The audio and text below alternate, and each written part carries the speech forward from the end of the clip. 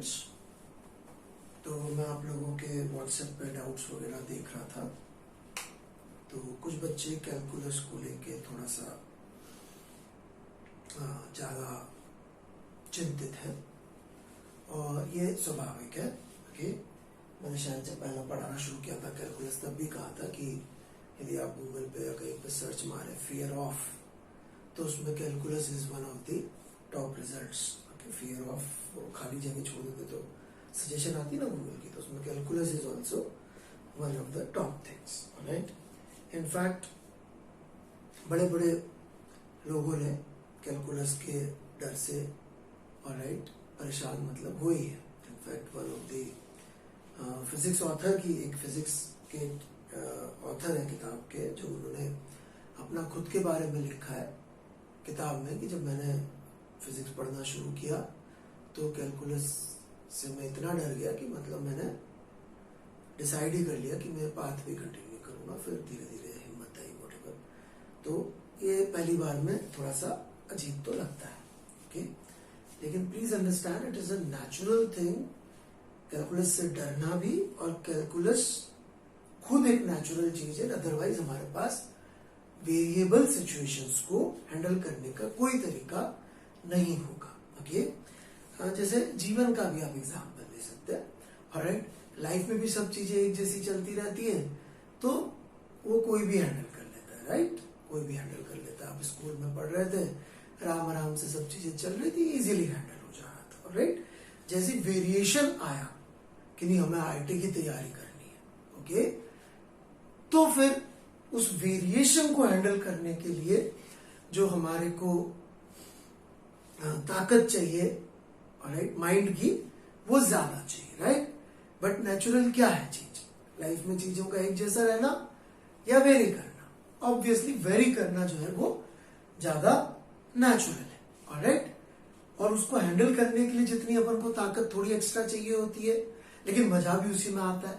वैसे ही natural world में भी वेरिएशन होना नेचुरल है। ऑलराइट, और उसको हैंडल करने वाला टूल कैलकुलस, थोड़ा सा ब्रेन पावर चाहिए, लेकिन अपन को उतना कैलकुलस का जरूरत नहीं पड़ने वाला है और धीरे धीरे आप कंफर्टेबल हो जाएंगे। अनफॉर्चुनेटली जब मैं डाउट्स देख रहा था तो देख के एक दो चीजें जो बुरी लगी हुई ये कि बच्चों ने वो टेबल के लिखे हुए फॉर्मूले जो मैंने यहाँ लिखा था, टेबल 2.1, टेबल 2.2, उसको कॉपी तक नहीं किया। मतलब that is quite unfortunate. Alright, quite unfortunate कि लोगों ने वो फॉर्मूले तक नहीं देखे और सीधे मतलब शुरू हो गए। ऑलराइट, तो ये देख के अच्छा नहीं लगा कि अपन एफर्ट भी मारने को तैयार नहीं है। ओके, एक बच्चे ने तो मतलब मैं नाम, वो व्हाट्सएप पे तो नाम आ जाता है कि किसने पूछा था, तो इसलिए मैं नहीं बोलूंगा, बट उसने इक्वेशन में मतलब उधर ले जा कर तक नहीं देखा। अगली स्टेप वो सीधे पूछ लेना, सर आप बता दो कि मैं कैसे मतलब इसको उठा के उधर कैसे लेकर गया, लेफ्ट से राइट तक लेके जाने का एफर्ट बच्चे नहीं मार रहे, बस वो खटाखट व्हाट्सएप पे डाउट पूछ ले रहे। That is not the way. Okay, यदि आपको जेई में सक्सेस होना है तो राइटिंग राइटिंग राइटिंग, जैसा मैंने आप लोगों को जब अपन लाइव क्लासेस ले रहे थे तब भी बोला था कि सक्सेस के लिए जेई में writing is the most important thing. And writing does not mean WhatsApp पे राइटिंग, इट मीन्स कागज पेन पे राइटिंग। ऑलराइट, तो before you come on this forum we should believe कि आपने वो जरूर हाथ से भी लिखा है। और जो बच्चे हाथ से लिख रहे हैं उनका मैं जितना जल्दी हो सकता है डाउट का जवाब देने की कोशिश कर रहा हूँ, और टीचर्स भी कर रहे हैं। बट आप यदि एक्सपेक्ट करें कि आपने अभी डाला तो अभी डाउट का जवाब दे दो, संभव नहीं, बिकॉज हम 4-5 अलग अलग ग्रुप्स पे हैं और वो देखना पड़ता है किस स्टूडेंट का कितना ज्यादा चल रहा है। तो जैसे जो जेई 2020 वाले बच्चे रहते हैं उनको हम कोशिश करते हैं जल्दी पहले जवाब देने की कंपेयर टू 2022 वाले। राइट, लेकिन जवाब हम कोशिश करके सबका दे देते हैं जहां तक वो रेलिवेंट होता है। कुछ बच्चे यदि कोई और किताबें या वर्कबुक वगैरह के डाउट पूछ रहे हैं तो वो सही नहीं है, क्योंकि वर्कबुक के सॉल्यूशंस हम एक टाइम लिमिट के बाद डालते हैं। अवेलेबल तो आज भी है वीडियो सॉल्यूशन सारी वर्कबुक के, पर यदि मैंने आज का आज ही डाल दिया तो फिर आप अटेम्प्ट नहीं करेंगे। ऑलराइट, तो इसलिए हम वर्कबुक के सॉल्यूशंस इन टाइम डाल देते हैं 3 या 4 दिन के अंदर अंदर, और यदि उससे ज्यादा लेट हो जाए तो आप बोल दीजिएगा तो वीडियो सोल्यूशन डाल देते, पर वर्कबुक के सोल्यूशन व्हाट्सएप पे पूछना इज नॉट एक्सेप्टेबल। ऑलराइट, तो हम वर्कबुक के सॉल्यूशंस के आंसर व्हाट्सएप पे नहीं देंगे। मैं उस पर इनफैक्ट लिखने वाला हूं कि वर्कबुक के सॉल्यूशंस के लिए आप वीडियो सॉल्यूशंस का वेट करें, और तब तक बार बार अटेम्प्ट करें ना, फ्री है अभी तो आप आराम से। ऑलराइट, बार बार अटेम्प्ट करें, फिर वीडियो सॉल्यूशन अपलोड हो जाएंगे। ठीक है, और भी कोई चीज हो इससे रिलेटेड तो आप बिल्कुल व्हाट्सएप पे लिखिए, फीडबैक लिखिए, ईमानदारी से लिखिए कि सर ये बुरा चल रहा है, ये अच्छा चल रहा है, और जो भी हमसे हो सकेगा हम बेहतर करने की कोशिश कर रहे हैं। हम भी सीख रहे हैं इस वेरिएशन में। अगेन देखिए, वेरिएशन हो गया ना लाइफ में। राइट, हमारी लाइफ में वेरिएशन हो गया, आपकी लाइफ में वेरिएशन हो गया। आप घर बैठ के पढ़ रहे हैं, मैं घर से पढ़ा रहा हूँ, वीडियो पे पढ़ाना पड़ रहा है। Right, and I am enjoying this also variation, because again change तो लाइफ का कॉन्स्टेंट पार्ट है। राइट, और वैसे ही फिजिक्स का कॉन्स्टेंट पार्ट है चेंज, मतलब कैलकुलस। डरना नहीं, धीरे धीरे सिखा रहा हूं मैं। राइट, अभी जैसे वेक्टर में भी फिर से सिखाना शुरू करूंगा, फिर आप परेशान हो सकते हो सर ये क्या आ गया है, क्या। तो नई नई चीजें तो आएंगी। यदि आपको नई चीजें हैंडल नहीं करनी तो शायद आप पढ़ाई के लिए, और खासकर साइंस मैथ्स की पढ़ाई के लिए नहीं बने, परंतु फिर लाइफ के लिए भी नहीं बने, क्योंकि लाइफ में भी नई नई चीजें आएंगी, वही लाइफ का मजा है। राइट, सब कुछ सेम चलता रहे तो लाइफ बहुत मजेदार नहीं होगी। ओके, खैर, तो फिलॉसफी ओवर, मेथोडोलॉजी ओवर, लिखें और लिख के ही काम करें सारा, और डाउट भी पूछे तो कि अपने अटेम्प्ट डालें कम से कम, तो तब हम ध्यान देंगे। वो भी वर्कबुक पे तो नहीं देंगे अनलेस हमने अपना सॉल्यूशन वर्कबुक पे डाल दिया, उसके बाद पूछ सकते हैं आप हमारे वीडियो सॉल्यूशन में भी आपको कोई तकलीफ रह जाए तो। ठीक है, चलिए आगे बढ़े। तो लास्ट क्लास में हमने कैलकुलस यूज करके v equal to u plus a t का डेरिवेशन किया था। आज उसके आगे बढ़ते हैं।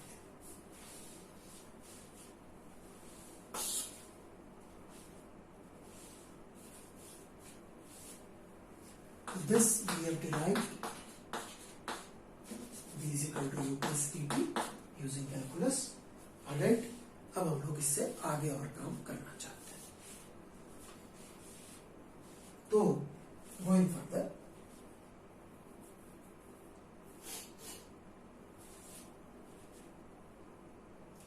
हमारे पास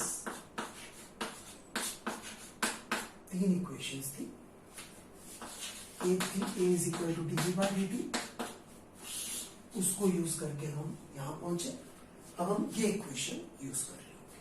ओके, तो इसको हम लोग ऐसे लिख सकते हैं। ये आपको अब तक धीरे धीरे समझ में आने लग गया होगा। क्यों? क्योंकि छोटा डिस्प्लेसमेंट वेलोसिटी इनटू छोटा टाइम होगा, इंस्टेंटेनियस वेलोसिटी।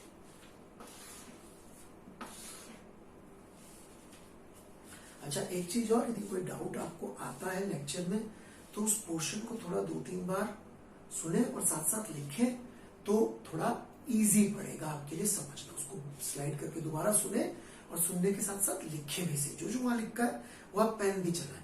यदि आप इस मेंटेलिटी में है कि पहले मैं समझूंगा फिर कॉपी में लिखूंगा, तो आपको फिजिक्स और मैथ्स कभी नहीं आएगी। केमिस्ट्री के बारे में ज्यादा कमेंट नहीं करूंगा, लेकिन फिजिक्स और मैथ्स को पकड़, एक्चुअली केमिस्ट्री भी नहीं आएगी, लिखेंगे नहीं तो याद नहीं होगी, जो याद रखने वाली बात है। इसलिए लिखना प्राइमरी है। राइट, यदि आपको डाउट पूछ रहे हैं नोट्स में से या लेक्चर में से, तो वो तभी आपको समझने की कोशिश करने से पहले लिख लेना है, और फिर उसको स्लाइड पीछे करके दोबारा सुन लेना है। पहले लिख लेना है और फिर स्लाइड करके दोबारा सुन लेना है। मैं आपको बता रहा हूं 99% आपका डाउट दूर हो जाएगा।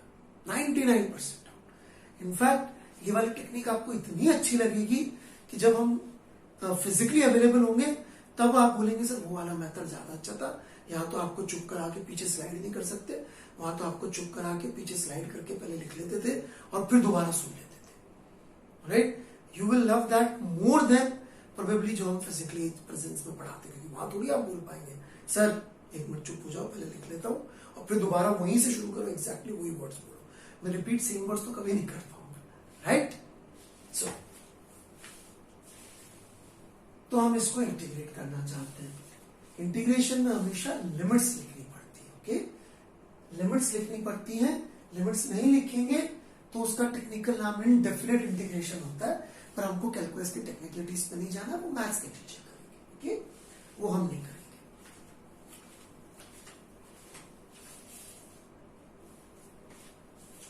तो लिमिट्स मतलब कि जब s की वैल्यू 0 थी तब वेलोसिटी कितनी थी, इनिशियल वेलोसिटी को हम u कह देते हैं, राइट। लेकिन अब ये u भी हो सकता है और हमें नहीं मालूम t भी हो सकता है, तो अभी यहां पर हम u लिख सकते हैं या 0 लिख सकते हैं, देखना पड़ेगा, डिपेंड करेगा कि अपन v में फंक्शन बनाएंगे कि t में फंक्शन बनाएंगे। यदि t में फंक्शन बनाएंगे तो 0 लिख देंगे, v में फंक्शन बनाएंगे तो u लिख देंगे, नहीं तो इसमें भी आप कंफ्यूज हो जाएंगे। जैसे पिछली बार अपन ने dt is equal to a dt लिखा था, तो इधर अपन ने फंक्शन बनाया था t में, a को तो कांस्टेंट था तो बाहर निकाल लिया था इंटीग्रेशन के, राइट।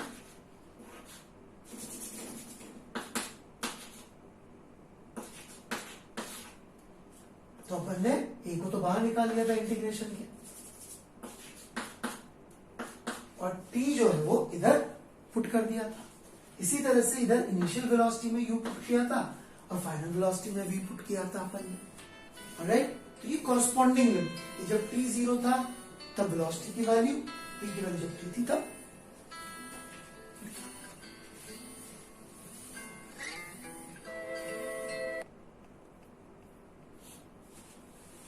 जब सॉरी फॉर दैट डिस्टर्बेंस, उसमें और जब t की वैल्यू t थी तब की वेलोसिटी को v कह दिया था। ऐसे ही हम यहां पर भी कर रहे हैं।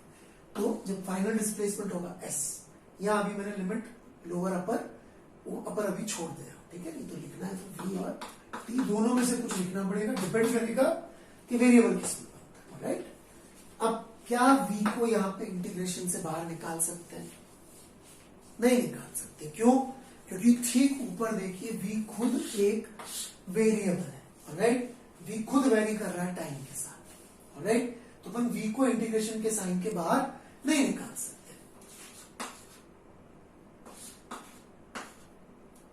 ये सिंबल्स देख के घबराना नहीं है, राइट। सिंबल्स देख के घबराना नहीं, लगता तो ऐसे ही कि चाइनीज लिख दिए, पता नहीं क्या लिख दिया। Maths is all about symbols, but if you understand कि सिंबल क्या रिप्रेजेंट कर रहा है और उसको बार बार लिखेंगे तो दोस्ती हो जाएगी, बार बार लिखेंगे तो सिंबल से भी दोस्ती हो जाएगी, राइट। और रिप्रेजेंट क्या करता है मैंने समझा ही रखा है काफी अच्छी तरीके से मेरे हिसाब से तो, राइट। और आप उस लेक्चर को फिर से सुन लेंगे तो इंटीग्रेशन की एक जैसे बोलते फील आने लग जाएगी कि चाहते क्या, राइट।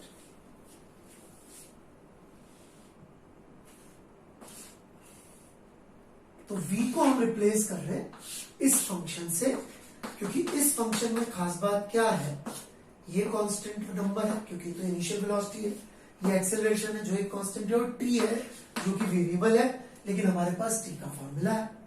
अब जैसे ही सब कुछ t में लिखा तो यहाँ पे t की वैल्यू 0 और अपर लिमिट हो गई t, क्यों?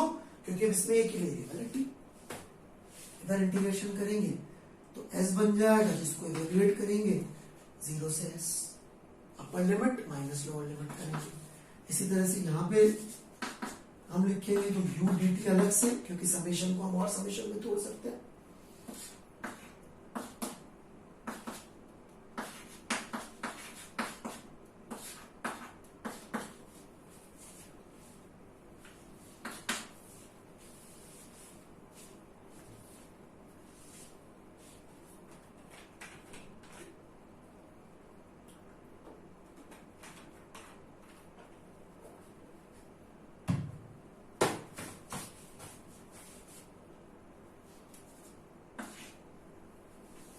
ठीक है।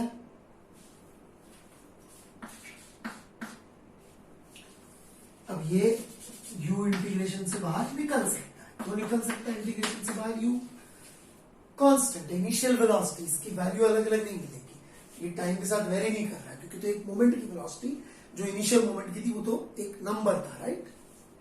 किसी पर्टिकुलर मोमेंट की वेलोसिटी तो एक नंबर हो जाता है, वेलोसिटी खुद इज अ वेरिएबल, लेकिन एक मोमेंट की वेलोसिटी इज अ नंबर, तो वो बाहर आ जाएगा। इसी तरह से हम पढ़ ही रहे, यूनिफॉर्म एक्सेलरेशन के लिए पढ़ रहे सब कुछ, पिछला लेक्चर में आप ध्यान दीजिएगा, यूनिफॉर्म एक्सेलरेशन के लिए ही सारी बातें चल रही है। राइट, किसी ने बड़ा मजेदार डाउट भी पूछा था मुझसे व्हाट्सएप पे, मैंने उसका थोड़ा फनी रिप्लाई दे दिया था। राइट, कि यूनिफॉर्म और कांस्टेंट में क्या अंतर होता है, तो वो थोड़ा ऐसे क्लास में मजाक करने को नहीं मिलती, तब व्हाट्सएप पे मैंने मजाक करके जो है इस तरह का रिप्लाई कर दिया था कि जैसे निक नेम होते हैं, किसी बच्चे ने भी दिया था ऐसे रिप्लाई, बाद में देखा मैंने कॉपी नहीं किया था उस बच्चे से। तो यूनिफॉर्म और कांस्टेंट एक जैसे दो अलग अलग नाम क्यों है, जैसे आपके नाम रख देते हैं कभी कभी मम्मी पापा, दादा दादी, नाना नानी, कुछ अलग अलग नाम रख देते हैं वैसे, बट एक्चुअल रीजन थोड़ा सा अलग है। और वो भी मैंने कुछ ज्यादा भारी भाषा लिख दी थी ऐसे ही जस्ट जोकिंगली, कि जब स्पेस मतलब अलग अलग अलग जगहों पर सेम होता है तो उसके लिए एक्चुअली फिजिक्स में यूनिफॉर्म वर्ड यूज होता है। अलग अलग समय पर जब सेम होता है तो उसके लिए जनरली कांस्टेंट वर्ड यूज होता है। तो मैंने स्पेशियल इनवेरियंस और टेम्पोरल इनवेरियंस लिख दिया था ऐसे ही, थोड़ा सा आप लोगों को मजाक करने के लिए कि आप यदि वो वर्ड गूगल पे ढूंढे तो समझ में आ जाएगा। राइट, तो इट वॉज अ जोक। तो थोड़ा बहुत हम अब ऐसे तो मजाक कर नहीं पा रहे आपके साथ आमने सामने मिलकर, तो कभी कभी थोड़ा सा वीडियो पे या व्हाट्सएप पे थोड़ा सा मजाक कर लेते। तो I hope nobody will feel कि सर मजाक मेरी उड़ा रहे थे, आपकी नहीं उड़ा रहे थे। अब ऐसे ही थोड़ा थोड़ा एक दूसरे से हंस ले बोल ले तो ये टाइम आराम से निकल जाता है। ऑलराइट, तो इस तरह से मैंने लिख दिया था। तो स्पेशियल इनवेरियंस मतलब अलग अलग जगहों पर सेम होना, और टेम्पोरल इनवेरियंस मतलब अलग अलग टाइम पे सेम होना। जैसे कि एक रूम में आप पाएंगे कि जनरली टेम्परेचर जो है यूनिफॉर्म होगा, मतलब सब जगहों पर सेम ही होगा। ऑलराइट, एसी नहीं चला रखा है तो एसी के नीचे थोड़ा सा ठंडा होगा, इधर उधर थोड़ा गर्म हो सकता है, बट एसी नहीं चला रखा है तो एक रूम में टेम्परेचर यूनिफॉर्म होगा। बट जरूरी नहीं है कांस्टेंट, तो सुबह ठंडा हो सकता है, दोपहर तक आते आते गर्म हो सकता है। तो ये यूनिफॉर्म और कांस्टेंट का अंतर होता है, लेकिन अभी इसका मतलब सेम ही आ रहा है। राइट, कभी डिफरेंट आएगा तब बता देंगे। ए को इंटीग्रेशन से बाहर निकाल सकते हैं, uniform acceleration T D T 0 से t। राइट, यहां पर dt का इंटीग्रल सीधे आप चाहे तो लिख दीजिए जैसे मैंने उधर लिख दिया, या t की पावर 0 करके लिख दीजिए, हार्डली मैटर्स।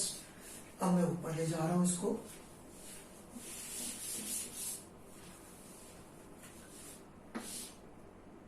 तो इधर तो s लिखा ही हुआ है, इज इक्वल टू u और t की पावर 0 का इंटीग्रल t, जिसमें हमें लोअर लिमिट और अपर लिमिट का डिफरेंस निकालना पड़ेगा, प्लस a t dt का इंटीग्रल अब तक आ गया होगा, t की power 1 plus 1 upon 1 plus 1। Right, n plus 1 formula क्या था, x की पावर n dx के इंटीग्रल का,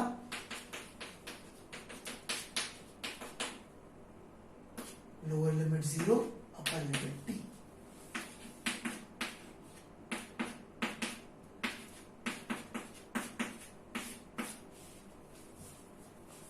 So this is what you get.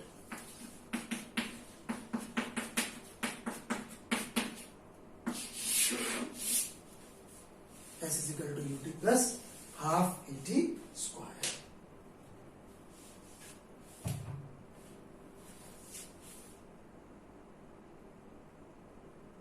Okay. किसी ने पूछा था व्हाट्सएप पे कि सर आपने कांस्टेंट क्यों नहीं लिखा, तो मैंने इसका रिप्लाई तो कर दिया था कि जब हम डेफिनेट इंटीग्रल जब लिमिट्स लिख देते तो कांस्टेंट लिखने का कोई फायदा नहीं है। क्यों? क्योंकि मान लो मैंने कांस्टेंट यहाँ पे लिख भी देता, तो जब ये मैं करता, यहाँ पे मैंने क्या किया, t माइनस 0 किया है ना, यहाँ पे भी इसका माइनस 0 किया। राइट, तो यहाँ पे प्लस सी होता और यहाँ पे प्लस सी होता तो कट ही जाते ना प्लस सी। तो इसलिए आप लिख भी लेंगे कांस्टेंट तो कुछ मिलेगा नहीं, इट्स नॉट वर्थ इट कि कांस्टेंट लिखे, क्योंकि वो upper limit minus lower limit करने से कट जाएगा। ओके,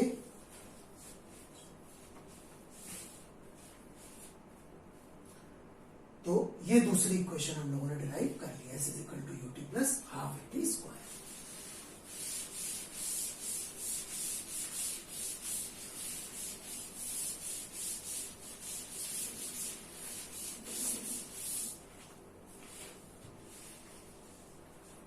अब हम तीसरी इक्वेशन डिराइव करेंगे।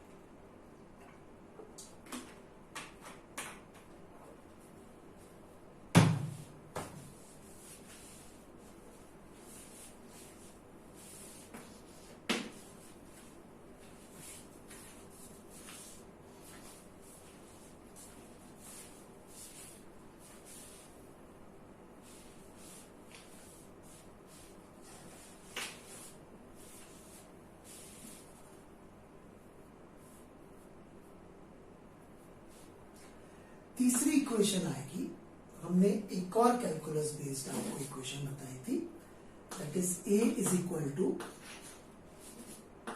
V dV by ds, right. A is equal to V dV by ds। तो इसको यूज करके हम तीसरी इक्वेशन डिराइव करेंगे। कौन सी इक्वेशन डिराइव करेंगे, सबने पढ़ी हुई है मेरे हिसाब से, तो v square is equal to u square plus 2as, ये वाली इक्वेशन इससे डिराइव करेंगे। ठीक है, सिंपल है बिल्कुल। v dv एक तरफ लिख लिया, a ds दूसरी तरफ लिख लिया, और इनको जोड़ लिया अपन ने। s की वैल्यू जब 0 थी तब v की वैल्यू u थी, s की वैल्यू जब s हुई तो v की वैल्यू, वेलोसिटी की वैल्यू v हो गई।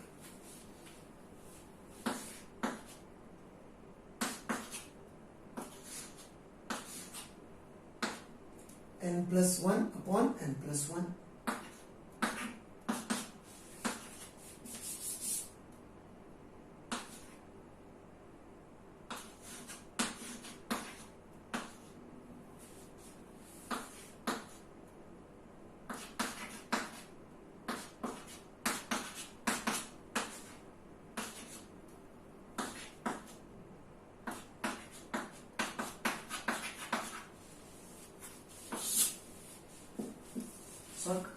you get v square equal to v square plus 2x, इसमें कुछ भी समझाने का नहीं है, राइट।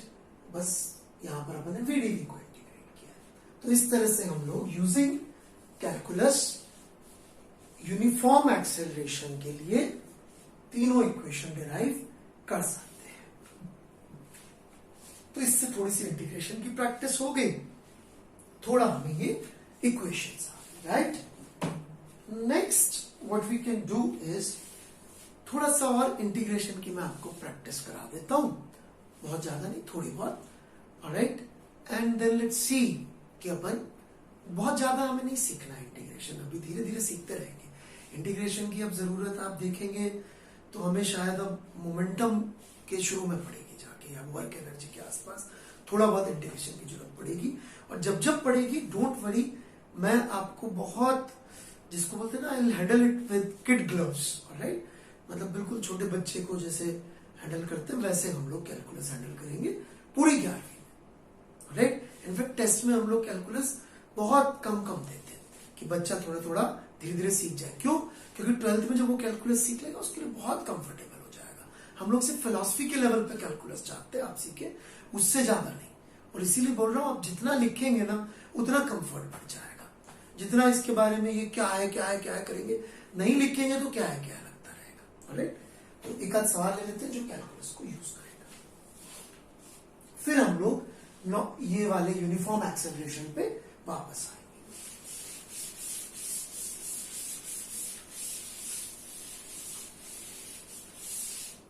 ठीक है, वैसे तो मुझे यूनिफॉर्म एक्सेलरेशन का केस पहले खत्म करना चाहिए, इसके खूब सारे सवाल कराने चाहिए, but looking at your doubts from WhatsApp, मैं थोड़ा सा इसलिए ऐसा कर रहा हूँ, राइट। इसलिए अपना वीडियो भी थोड़ा सा अलग से रिकॉर्ड करता हूँ, आप देखेंगे तो, ऑलराइट। मेरा थोड़ा सा वीडियो अलग मोड पे है, बिकॉज मैं आप लोगों के डाउट्स का थोड़ा सा वेट कर लेता हूँ, क्योंकि आई नो फिजिक्स में ये जो शुरुआत वाला पोर्शन है ये थोड़ा है परेशानी वाला, तो इसलिए मैं जितना लेट हो सके वीडियो रिकॉर्ड करता हूँ, ताकि आपके डाउट्स का मैं उसको इंक्लूड कर सकूं अगले ही लेक्चर में, ऑलराइट। ठीक है ना, क्योंकि ये है थोड़ा सा परेशानी वाला, थोड़ा सा प्रोजेक्टाइल तक रहता है, फिर फिजिक्स में थोड़ा कंफर्टेबल हो जाता है, ओके। क्योंकि मैथ्स भी जो पूरी आप सोचिए ना, जो 12th की मैथ्स है, आधी मैथ्स है कैलकुलस एंड वेक्टर, इनफैक्ट आधी नहीं 60% मैथ्स है, ऑलराइट। 60 का 70% ही मान लो, वो मुझे पढ़ानी है आपको, ऑलराइट। नॉट ऑब्वियसली पूरी मैथ्स, बट उसका थोड़ा बहुत यूज पढ़ाना है without getting into the details, जो कि मैथ्स के टीचर जानते हैं। तो इस वजह से परेशानी हर साल फिजिक्स में बच्चों को होती है। हमने तो नया मेथोडोलॉजी बना लिया कि जहां पर हम मैथ्स ऑन नीड बेसिस पढ़ा रहे हैं, ये मैंने ही डेवलप किया, ऑलराइट। तो चूंकि ऑन नीड बेसिस पढ़ा रहे हैं, इस वजह से थोड़ी थोड़ी तकलीफ कम हो रही है, ऑलराइट। चलो, सो हियर वी गो। तो अभी हम लोग थोड़ा नॉन यूनिफॉर्म एक्सेलरेशन के केसेस देख लेते हैं और फिर हम लोग सबसे ज्यादा टाइम यूनिफॉर्म पे ही देंगे, उन इक्वेशंस को यूज करने पे देंगे, ठीक है ना।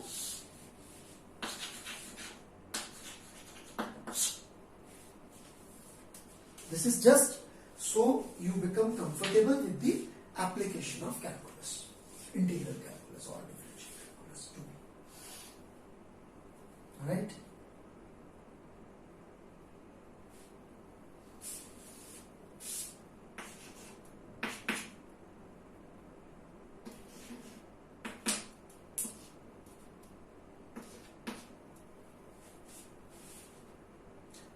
एक पार्टिकल का एक्सेलरेशन है 2 माइनस टी, ठीक है, टाइम के साथ वैरी कर रहा है, ठीक है। और इनिशियल वेलोसिटी इसकी थी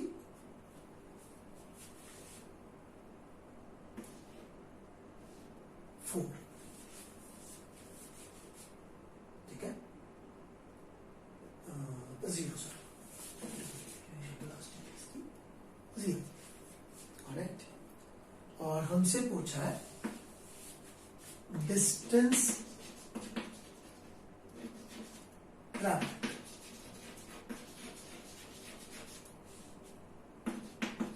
इन 10 seconds,